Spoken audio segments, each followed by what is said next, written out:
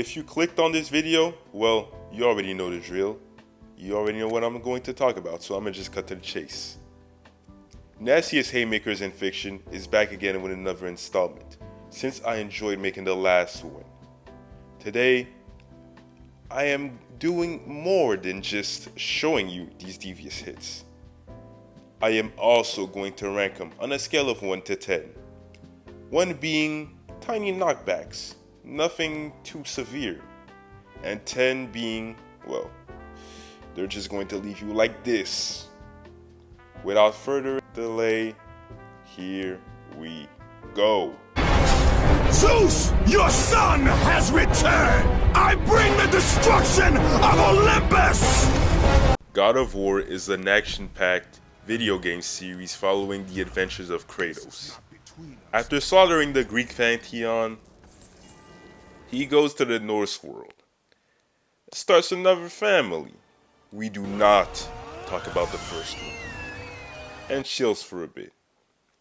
After his wife's passing, Kratos and his son wake up to a stranger at their house. It gets bloody. More stuff happens.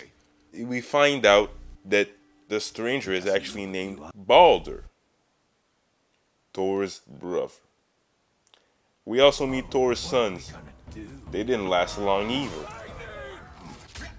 And at the end, Balder also bites the dust. A while later, the big man himself shows up.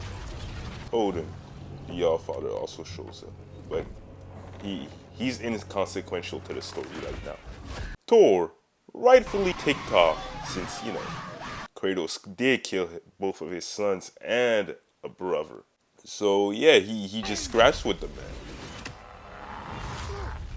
At the end of the battle, Thor breaks his shield, grabs buff Mr. Clean by the neck, and goes on a monologue about his sons, his brother, and all of that. A bunch of gibberish, a bunch of blah blah blah.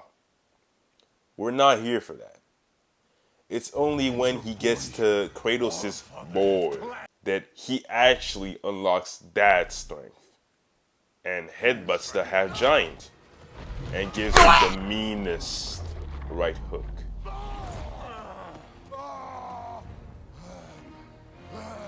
Like, just look at that.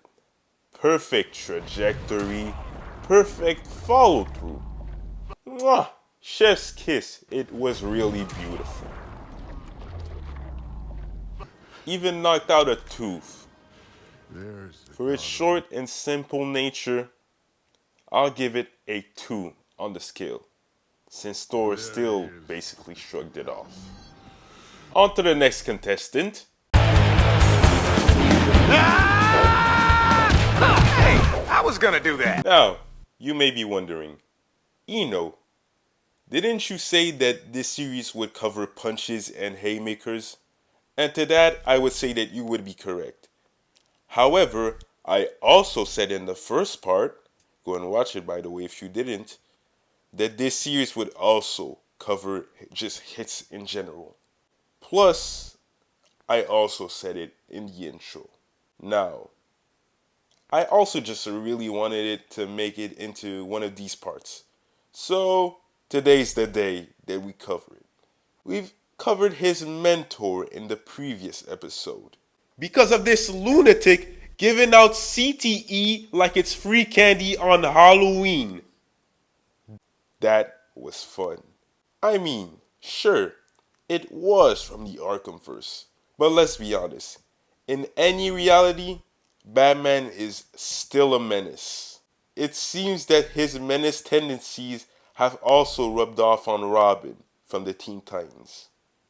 Theorized to be the Robin from the Batman 2004 show, of course he would grow up to end up like this, since it's normal for a child to want to imitate the parents, even outdo them.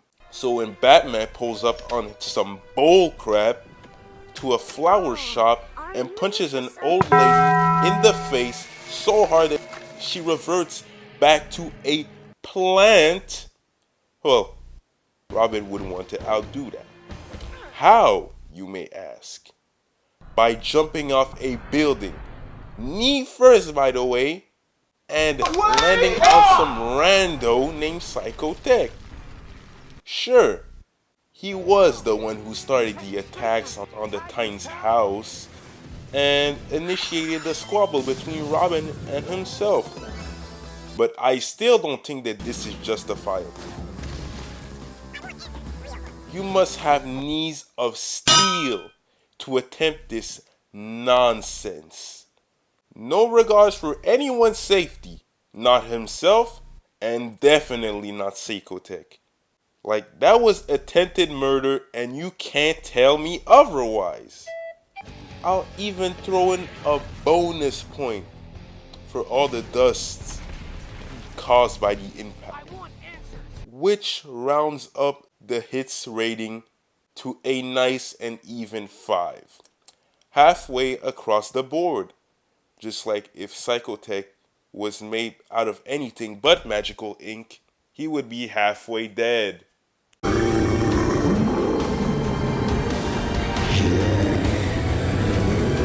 Baki Hanma, son of Ogre.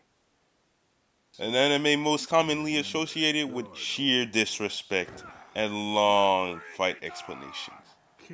No, I'm being serious. Every fight in that anime is actually just 90% explaining the moves that the fighters just used, and an actual 10% where it's actually the scrapping. But that's besides the point. Back to the disrespect. I've been noticing that it's mostly scenes with Hanmas that have the most violations engraved into them, with the ones up against the Hanmas usually suffering the worst humiliations. Like when Baki slapped the dog duke out of Yanagi and Shikoroski.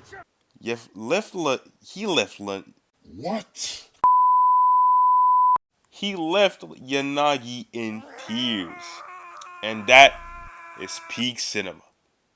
Or when Yujiro Hanma, the ogre, dope nickname by the way, took off Ryukayo's face like it was just a mask.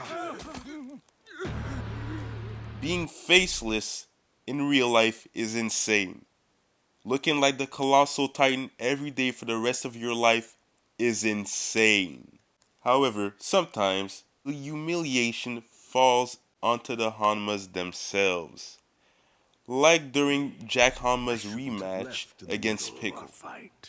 If you're wondering how the first encounter went, it was something along the lines of a broken jaw and being carried off on a stretcher for Jack. But if there's something you must know about Jack, it's that he's persistent. Knock him down, he gets right back up. Well, eventually. Once he actually got back into the ring, well, Pickle was scared, to say the least. In his caveman brain, what's dead is supposed to stay dead. And when he saw Jack, well, he thought he saw a ghost. So, of course, he skedaddled out of the ring. Loki would do the same. But after regaining some composure, well, Buff Tarzan initiates the squabble by delivering a punch to the face, followed up by a nasty haymaker that left Jack spinning like a mini tornado. Had him spinning like a Beyblade. Set! 3, 2, 1! Let it rip! Good grief! Hold him in place before he goes off flying. For the tornado, I must give this punch a solid 6.5. Since a punch that leaves you looking like a propeller, it's a dope concept. Igris, the blood red. All this intensity is coming from Sun Jinwoo. Up there with some of the greats of ore farming, such as Piccolo and Escanor. Sun Jinwoo never misses a chance to look cool.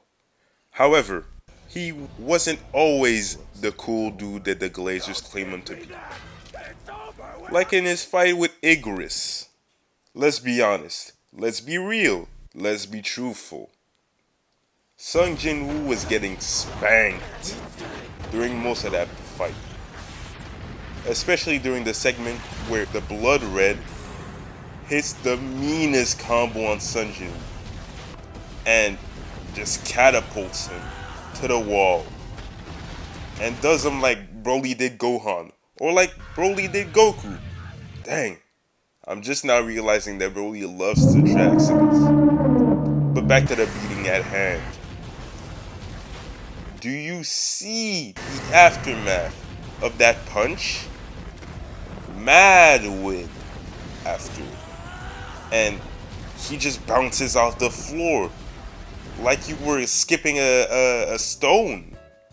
As a matter of fact, just like water disperses when you skip a rock, the floor dispersed when Jin-woo hit it. That's insane.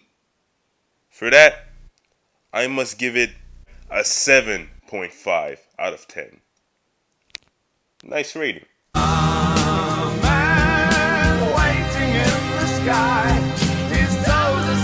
Superman versus Darkseid. The man that embodies hope versus the master of darkness. A fight remixed and retold several times. We are going to analyze the Justice League Unlimited version of the fight. So Darkseid is beating down Supes, just really giving him a good match. Batman jumps on him to stop this nonsense, but still gets thrown to the side like a rag doll. Now, Big Blue didn't take too kindly to people hurting his friends, so he turns the tables and starts beating Darkseid down. Even beats him through a wall, and he's still not finished. There's no way out of this one. You're done. Not only is Supes putting build to bottom on Evil Incarnate, he is also giving him a classical speech on how fragile everything is around him, how he has to hold back immensely and constantly, blah blah blah, etc. etc. Classic Superman, alright? Now Darkseid, mid-speech, tries to punch him, to no avail. Superman continues to walk him down. The Master of Darkness starts to get scared by the light that Big Blue represents. But there is no escape now. He is barbecue chicken. Free eats.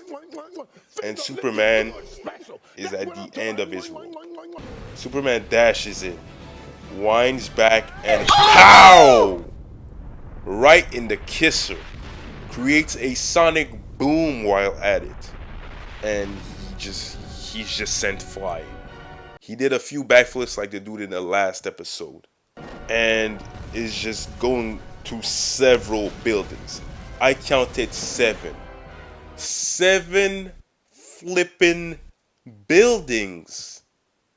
The collateral damage is insane. Imagine walking to the living room of your apartment just to see what looks to be a wrecking ball zooming through your walls. I would be livid. For that collateral, and I mean massive collateral damage, well, that hit is automatically bumped up to a 10 on the scale. Putting it anywhere lower than that is criminal. My walls! So, that wraps it up for today. As we can see, multiple hits have been thrown, multiple faces have been destroyed. But hey, that's the way life goes. Come over here and kiss me. If you want this to continue, well, maybe what? Just drop a like, you know, some simple. Also, leave a comment on what I should do next like what video should I do next. And I'll see you next time. That's Emoji signing off.